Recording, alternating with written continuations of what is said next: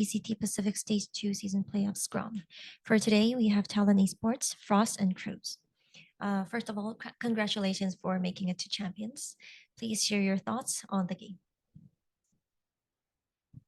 I think the game was very close, and I wish it could have been a lot easier if we limit our mistakes. So even though we won, but I feel like if we don't improve, it's gonna hurt us in the long run. So I just hope that the next game we play, we always get better every single game until the point where we get to champs, and then we actually are a very competitive team to play against. I second all of that. I think the only thing I'd have to add is I think that team was well prepared.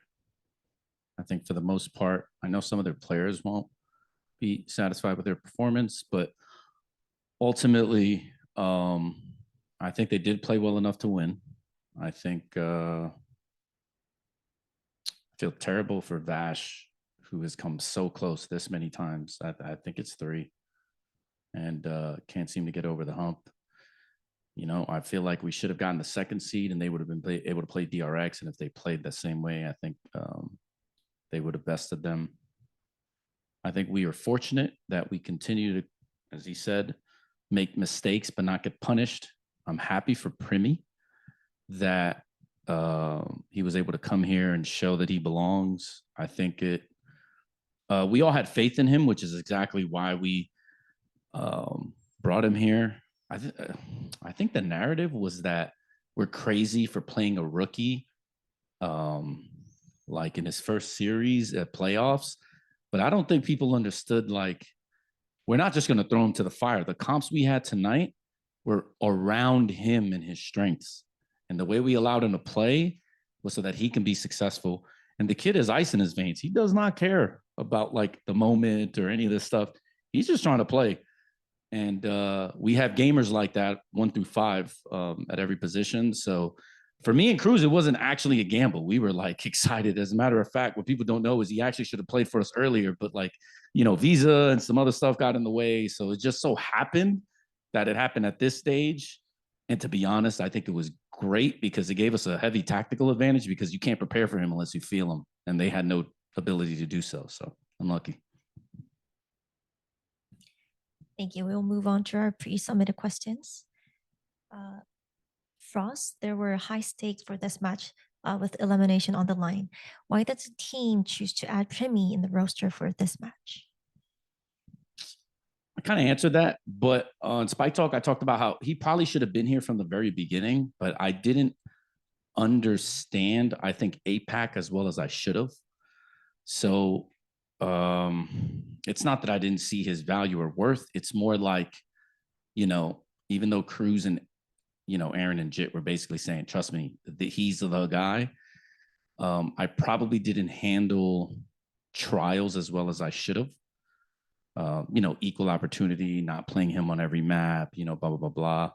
And I think his decision to go to school was because of, I think, just that. But, you know, Cruz and Jit stayed on me the whole time. And, you know, obviously, I think sometime around season 1, you were basically like, dude, you know, and I was like, all right, fuck. Yeah, okay. Because, you know, I'm tired of him, like, you know. So he's like, trust me, trust me, trust me. It's like, all right, bro, I trust you. Fuck. And, you know, ultimately we did our thing, but we had to wait for the process to sort itself out. But the truth is, we were kind of playing with a 6-man roster anyway. Like the core 4 of the team, everyone knows who the core 4 of the team is. And we were putting in people, you know, obviously we had Lenny, we had Surf. For us, it wasn't really that hard to integrate Primi. It was never going to be that difficult, which is why Cruz was like, bro, whenever we get him, we just throw him in. And then it was like, okay, so we just needed to prepare for his ability to come in, and we needed to make it comfortable for him, and we needed to have a new system that kind of plays to his strengths rather than play the way that we normally play. So I was spending the time, you know, curating that. And then since Cruz is caller, he just knows how to deal with young players, because at one point he was that young gun himself. So it was kind of perfect actually. Like it wasn't really as hard a transition as I think people assumed it would be.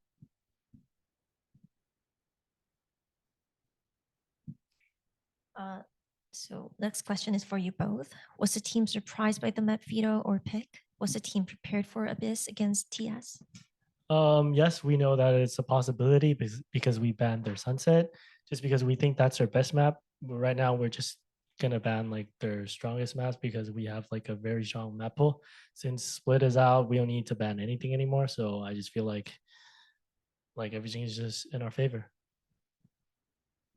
Yeah, I was more surprised that they would risk their entire year on it. Less surprised that like they would be good and prepared on it. I expected them to be prepared. They're normally a well prepared team, but yeah, I for certain would have expected Haven to come out, and when it didn't, I was like, huh? But you know, we had Primi, and what people forget is before this, he was playing ranked the whole time. When Abyss came out, Riot forced you to play basically when you queued rank, nothing but Abyss. That guy's like the most Abyss games. I would venture to guess, and tell me if you agree with this. He probably has the most Abyss games in any current pro in the active VCT Pacific roster, right? Well, probably I would say one of the top because Yeah. he doesn't play as much, but he's just winning a lot. Yeah. So, but like by that logic, then he should have the most Abyss sims, right? Because he yeah, he has more experience on the map right compared and to everyone else. Yeah. yeah. So that is where my surprise, if anything, that would be where my surprise was. The last question is for Cruz. How's the team handling the new roster with Primi on board? Any changes to the team communication strategy? No, because his English proficiency is pretty high. I'd say he understands a lot of what we say, even though he just came in and he just heard our comms, but he understood exactly what to do because he's a very smart kid. His IQ is very high. He knows exactly what to do, even though you don't need to ask. Like we don't even need to ask. He knows exactly what to do. So incorporating him into the team is just way easier than what I thought it was gonna be. So I'm very glad that we have him, and moving forward, I hope we progress the same way we did in the past few weeks. Yeah. Thank you. That's all for pre-submitted questions. We'll now open up the floor for live questions. Please use the hand raise feature if you would like to ask a live question. We have the first question from Anna. Anytime you're ready, you can unmute yourself. Hey guys, first of all, congrats on the win and amazing debut from Primi. I would like to ask this question to Coach and Cruz both. Since you have qualified for champs, is it a break right now that you guys will be taking slowly ahead to prepare yourself for champs, or still full gas and hoping for the top seed right now? What's the main goal right now after winning games? Obviously the main goal is to get as much reps as possible with Primi because we are heading to the most important tournament of the year where obviously we want to be on top. So the more reps we get, we don't care about a break. Honestly, we just want to win, and I think that's exactly why everyone is here. That's exactly why everyone put in this much effort to get to here in the first place. Can I? Yeah, Yeah, I agree go with ahead, all of that. I'm sorry. If you have another question, please by No, all means. no, please go ahead. I was just gonna say, I think the only thing I have to add to that is the truth is, man, nobody expected us to be here in the first place. No one is gonna care if we go 0-2. If we are what we think we are, we need to make a deep run. And the best chance for us to make a deep run is by making sure that we are as perfect on as many maps as possible, because we will have multiple comps, which we've had all year. So we will not be taking a break. Just to add up on this, since we already got one Pacific trophy in Shanghai this year, going forward, how competitive do you think Pacific is right now for the champs, and you guys coming to the champs as well? I think Primi is a sign of you see how competitive everyone gets when you see you can reach for a trophy. So I think from now on, it will just bring all the ranked demons up, and they know they have a spot. They know they will have a chance in the biggest league in the world. So I think it will just be more and more competitive from now on. Yeah, and more specifically in this tournament, I'll tell you this. Gen G and PRX are two of the best 3 teams in the world. I'll throw Heretics there. And this is no disrespect to North America, but I think those 3 teams are in a class of their own at the moment, and the rest of us are just trying to catch up. So I think this is the best chance. Obviously, with Shanghai, I guess that's not a hot take anymore, right? Because Shanghai, Gen G won. But I was going to say specifically that in terms of champs, this is Pacific's best chance to win a championship. And I actually think that, we have a pretty good chance in Pacific. I'm including obviously myself and potentially DRX. I think DRX are in for sure, right? Yeah, they're in. So I think us 4 are going to be really hard to beat. I think 1 through 4, in my opinion, I guess I could be biased, but in my opinion, I think our 1 through 4 is actually stronger than every other region's 1 through 4, if you go tail of the tape. So I think Pacific might bring it home this year for sure. If there aren't any question, can I ask one more follow-up? Yeah, we'll have one last question. Yeah, thank you. I would just want to ask you for the budding players, like for Primi, he proved himself in ranked, then he played VCL as well. How do teams, the tier 1 teams look out for talented players like Primi? Is it just ranked? You have to prove yourself in rank, and how important is it? Just because we have seen Voot for TH, Karen for Genji, now Primi, like these guys are ranked demons. So in your opinion, when you are scouting for players, how important does that factor plays in? So obviously, you just need to see people play the game, right? Like, so I think that's the only way to actually scout a person, like a specific player, to see how they play in ranked. Then see if they play in a tournament, if they play the same way they play in ranked, because that's actually like a big difference between playing in a tournament and playing in ranked. But some people are just built different, as you can see, Jing, Remy, Karen. You can just tell that they don't care. They're just good that way, and they're just confident. So I think ranked is a good indicator of where you are, but it's not everything, I would say. But yeah, if you want to start, I think if all the new younger generations want to start, you should start with ranked, grind to the top. Just get to play the game more. Just get used to how the game plays, how everyone is doing stuff, and then you'll grow from that.